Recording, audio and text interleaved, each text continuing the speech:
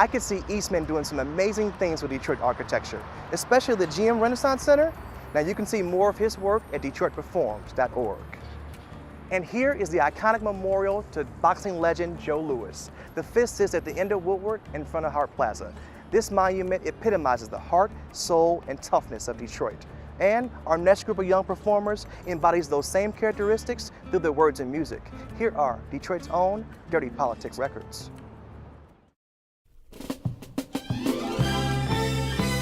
It doesn't matter where you come from, what struggles you have to overcome. You can be whatever you want to be, and you can do that through music therapy.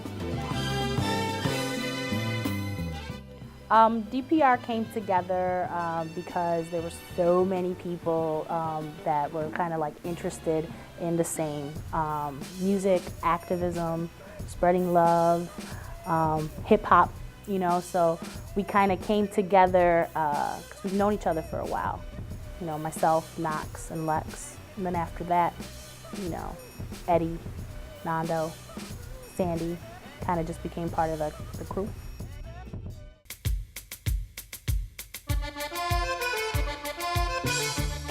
We represent hip-hop culture, you know, what it means to grow up in the hood, living through the struggles, you know, sending that message and saying, hey, it doesn't matter what you've been through, what you're going through, you can still be successful. You can still have whatever it is that you need in life. I think our story is very relevant today. Everybody in this group come from some type of struggle. We've all got different stories, but it's all come through some type of pain, some type of suffering, and music has been our outlet. It's been our way of escaping the violence, the drugs, the things that go on in this neighborhood that aren't beautiful.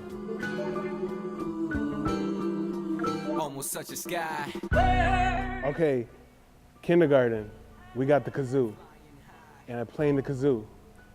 Playing the kazoo at Holy Redeemer, but my kazoo wasn't working. And after we were all done, they're like, good job, kids. I came up to my mom, she was like, oh, you sounded so good. And I was pissed off because I didn't play the kazoo, it broke. But fast forward, I've been playing music, classically trained up until high school, and I played jazz. I traveled around the state playing jazz. I played with notable figures in jazz. My mentor was Wynton Marsalis. And also Stan Baywall. I learned a lot in jazz, and then kind of hip hop was a secondary thing. It's kind of complicated. I've been writing for a long time, since like elementary school maybe even, and it was just a way for me to like get through things that were going on in my head at the time, and you know, just express some thoughts of mine, and it eventually just became a habit. So from then on, it was just like that's all I wanted to do. That's all I needed to do.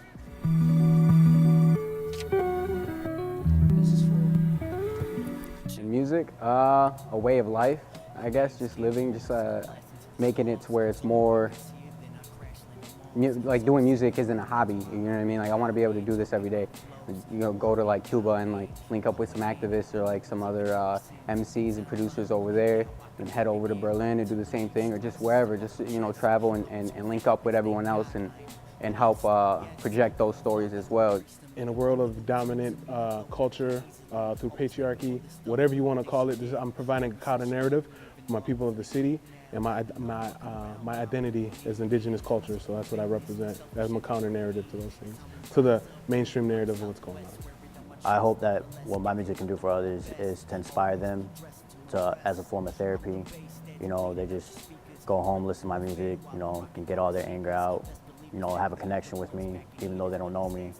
Feel like I'm a family member or a friend, you know, I'm sharing their story, you know, so that they can just get through the day.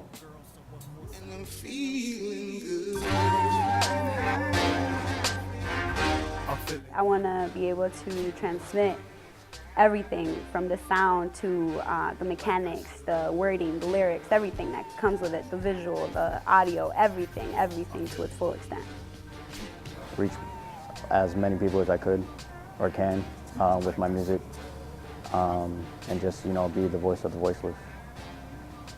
We are ultimately trying to give a message. We're trying to feed people the thoughts that are in our heads, you know, the feelings that we're trying to convey. I feel that we speak the language of love more than anything. We're trying to reach out to people that are in need of that, because we lack that.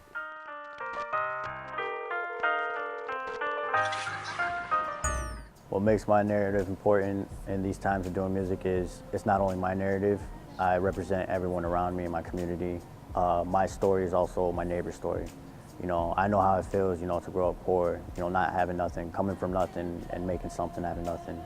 And so does everyone else in my community. My narrative is important because it speaks to, you know, generation of people that are from the same place that I was from, you know, like minds, like spirits. So for me, music is therapy, you know, and if we could sit down and talk about the struggles in a way that's productive, for me, that's it, you know. My narrative is important because I represent more than myself. I represent my family, I represent my generation, I represent my people. I have 2 markets. I speak both English and Spanish, so I'm speaking to more than just one audience. I'm trying to reach out to multiple audiences in multiple places throughout the world. So it's very important. I take it very seriously because I am pretty much the change in my family for the kids to come. Music's been a part of my life forever. My family came here to America to play music in the church here at Holy Trinity, right down the street. That's how my family got to America. So all my aunts, my uncles are musicians and composers. My mom plays the guitar. My uncles play the trumpets and bells, and my family sounds like an orchestra when you get together. So it's embedded in my DNA. I love music, I breathe music. It comes out of me when I'm taking a shower or when I'm at work, helping teach it to the youth for the future to come up behind us and be able to tell their stories. So music is very much a part of my life. I came into music out of a very personal history with pain, and I feel that my music transmits that, the soul and stuff like that. I actually like blues a lot, and it's because it speaks my language. Very deep, very heavy, lyrical poetry type of things. That's the kind of message that I like to deliver. But I came into it just because I needed some type of getaway from, you know, myself and the things that I was going through, so that was my gateway.